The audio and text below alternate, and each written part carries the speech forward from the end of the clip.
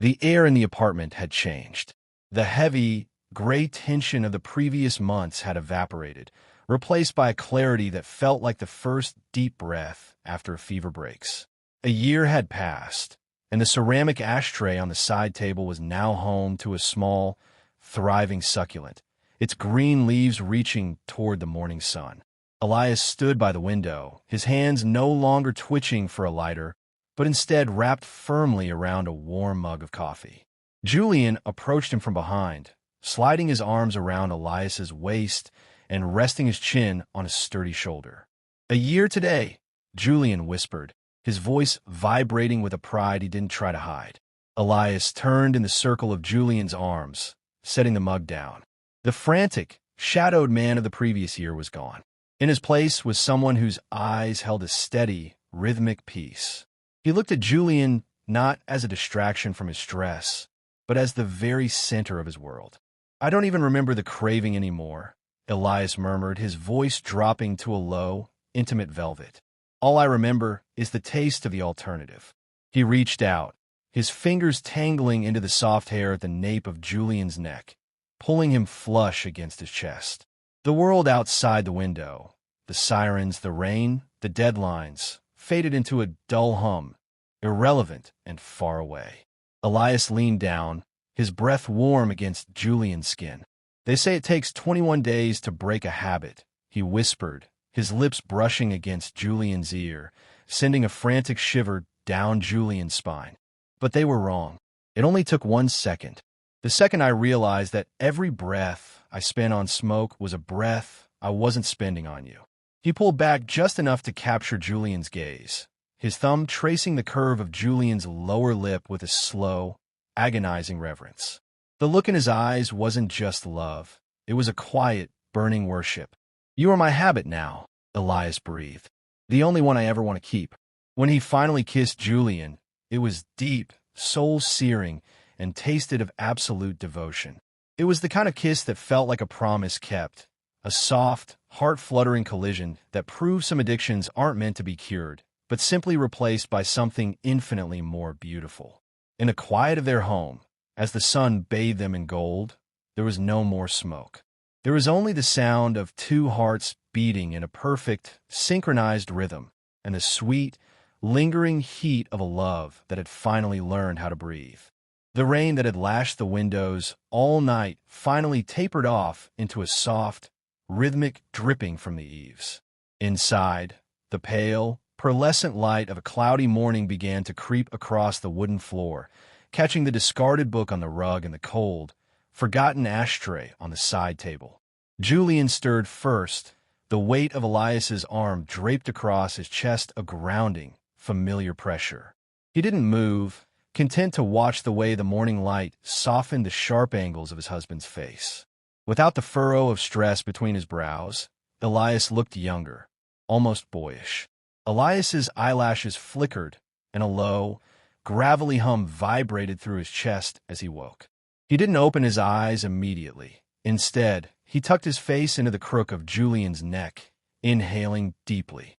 "You don't smell like a storm anymore," Elias murmured, his voice thick with sleep. "And you," Julian replied, running his fingers through Elias's tousled dark hair, "don't smell like a chimney." "It's an improvement." Elias huffed a soft laugh against Julian's skin. He pulled back just enough to look at him, his dark eyes clear and focused. The restless energy that usually drove him, the need to design, to build, to fix, seemed to have been replaced by a quiet, steady stillness. "I meant what I said last night," Elias said, his voice dropping an octave, becoming more earnest. "About being done." He sat up slowly, reaching for the ceramic ashtray on the table. With a definitive flick of his wrist, he dumped the gray remains into the trash bin, the sound of the ceramic clinking against the plastic echoing like a gavel. He looked at the half-full pack of cigarettes sitting near the edge. Without a word, he crumpled the cardboard in his palm, the dry paper snapping and crunching until it was nothing but a distorted ball of foil and tobacco. He tossed it in after the ash. "There," Elias said, exhaling a breath that finally felt clean. A fresh start. Julian sat up beside him, leaning his shoulder against Elias's. "It won't be easy," you know? The next time a deadline looms or a client changes their mind for the 10th time. Elias turned, his hand cupping Julian's cheek, his thumb grazing the corner of his mouth with a reverent, lingering touch. The intensity in his gaze made Julian's breath catch. It was the look of a man who had finally identified exactly what he was fighting for. "I know," Elias whispered, "but the cravings only last a few minutes." "This." He leaned in, pressing a soft, lingering kiss to Julian's lips, tasting of mint and the sweetness of the morning. "This is what I want to last a lifetime. Every time I want to reach for a light, I'll just find you instead." Julian smiled, pulling Elias back down into the warmth of the blankets. The world outside was damp and gray, but here, in the quiet sanctuary they had built, everything felt vivid and bright. "I think I can live with that arrangement," Julian whispered. The rain drummed a relentless, rhythmic beat against the window pane of their small apartment, blurring the city lights into a smear of neon amber and bruised violet. Inside, the air smelled of cedarwood, rain-damp wool, and the faint, acrid ghost of tobacco. Elias leaned against the balcony doorframe, his silhouette framed by the storm. Between his fingers, a single cigarette burned, its ember a lonely orange eye in the dimness. He didn't smoke often, only when the weight of the architecture firm became a leaden pressure behind his eyes. But tonight, the silence between them felt heavy. Julian watched him from the sofa, a book forgotten in his lap. He hated the smoke, not for the scent, but for the way it seemed to provide Elias a barrier, a small shroud of gray mist to hide behind. "You're brooding again," Julian said softly, his voice cutting through the patter of the rain. Elias turned, his expression unreadable. He took one last rag, the paper crackling, before stubbing it out in the ceramic tray. He exhaled a long, weary plume of smoke and stepped back into the warmth of the living room. "Just a long day, Jules. My head won't stop spinning."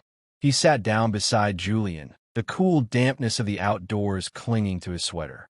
As he leaned back and closed his eyes, Julian reached out, his thumb tracing the sharp line of Elias's jaw. "You taste like ash," Julian whispered, a playful but tender chide. Elias opened his eyes, the fatigue there softening into something molten and devoted. He leaned in, his breath hitching as he stopped just inches from Julian's mouth. "Then help me forget the taste," Elias murmured. When they kissed, it wasn't the hurried desperation of a new romance, but the deep, grounding pull of two souls who had found their anchor. It was slow and deliberate reclamation. Julian's hands traveled to the nape of Elias's neck, pulling him closer until there was no space left for the cold or the stress of the outside world. The lingering bitterness of the tobacco was quickly swept away by the sweetness of Julian's warmth, replaced by the familiar, intoxicating scent of home. Elias pulled back just a fraction, resting his forehead against Julian's. His thumb brushed over Julian's lower lip, his gaze fixed there with a reverent intensity. A small, genuine smile finally broke through his exhaustion. "You know," Elias breathed, his voice vibrating with a newfound lightness. "The nicotine doesn't actually work. It never settles the nerves the way I think it will." He leaned in again, nipping gently at Julian's lip before stealing another lingering taste. "I think I'm done with the packs, Jules," he whispered against his skin. "I realize now, I much prefer the taste of your lips to any cigarette." Julian laughed, a low, melodic sound that filled the quiet room. He tucked his head into the crook of Elias's neck, feeling the steady, calm